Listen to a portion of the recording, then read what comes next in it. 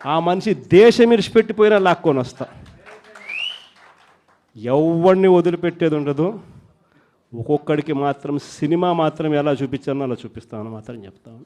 ఖచ్చితంగా వీళ్ళు ఏదైతే నాటుతున్నారో, ఏదైతే ఇత్తుతున్నారో, ఇది రెండింతలు వీళ్ళకి పండే కార్యక్రమం కూడా జరుగుతుందని మాత్రం ప్రతి కార్యకర్తకు గట్టిగా చెప్పండి. ఎందుకనంటే ఈరోజు రాష్ట్ర వ్యాప్తంగా ఇదే జరుగుతూ ఉంది. ఒక్కొక్కని కథ వింటూ ఉంటే నిజంగా మనసుకు బాధ కలుగుతుంది. ఆ బాధ ఎలాంటి బాధ అంటే చెప్పలేం.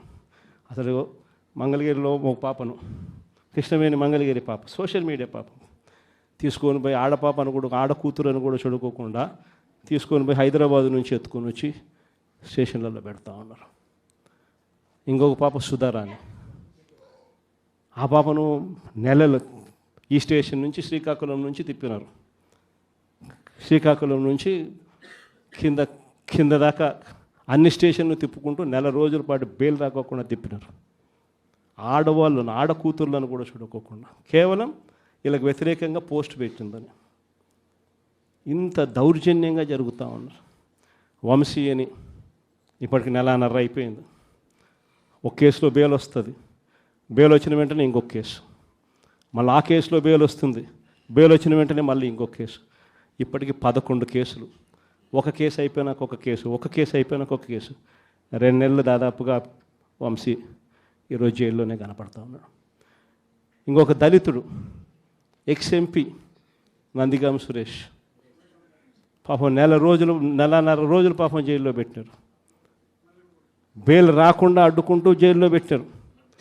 మళ్ళా చివరకు కోర్టుల ద్వారా ఎంతో కష్టపడితే బెయిల్ వచ్చింది.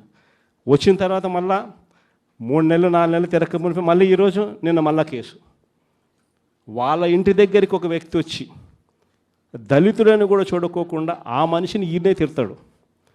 ఎందుకు నన్ను తిడుతున్నావు అని చెప్పి ఈయన ప్రశ్నిస్తే